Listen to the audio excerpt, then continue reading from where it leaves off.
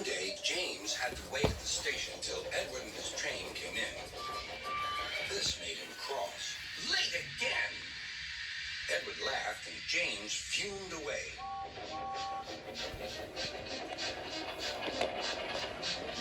After James had finished his work, he went back to the yard and puffed onto the turntable.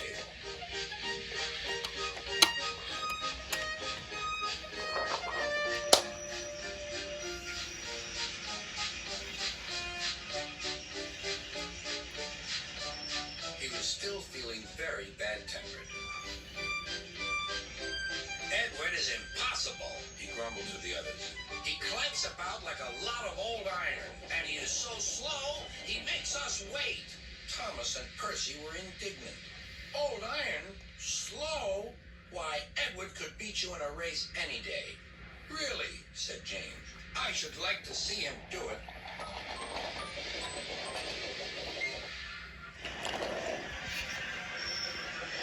Next morning, James's driver was suddenly taken ill. He could hardly stand, so the fireman uncoupled James ready for shunting. James was impatient. Suddenly, the signalman shouted. There was James puffing away down the line. All traffic halted, Called the signalman. Then he told the fireman what had happened. Two boys were on James's footplate fiddling with the controls. Phew. They tumbled off and ran when James started.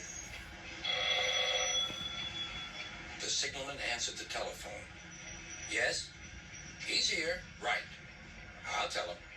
The inspector's coming at once. He wants a shunter's pole and a coil of wire rope. What for? Wondered the fireman. Search me, but you'd better get them quickly. The fireman was ready when Edward arrived.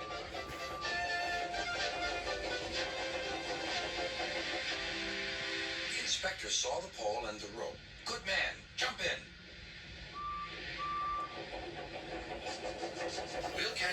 We'll catch him, puffed Edward. James was laughing.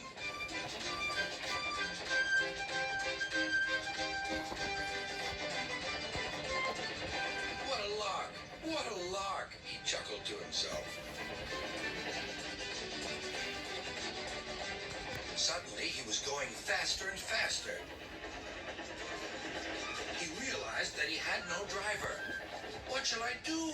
I can't stop. Help! Help! We're coming, called Edward.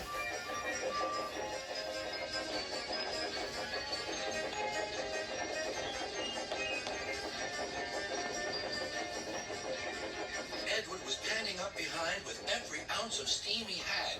At last, he caught up with James.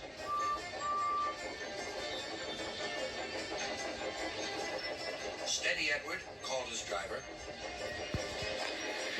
The inspector stood on Edward's front, holding a noose of rope in the crook of the shunter's pole.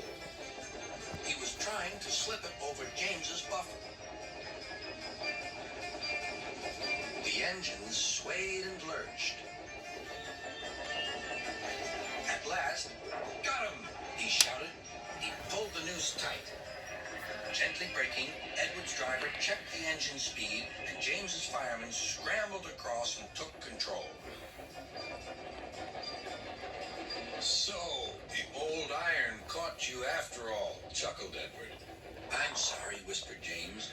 Thank you for saving me. You were splendid, Edward. That's all right, replied Edward. The engines arrived at the station side by side. Sir Topham Hatt was waiting. A fine piece of work, he said. James, you can rest and then take your train. I'm proud of you, Edward. You shall go to the works and have your worn parts mended. Oh, thank you, sir, said Edward. It'll be lovely not to clank.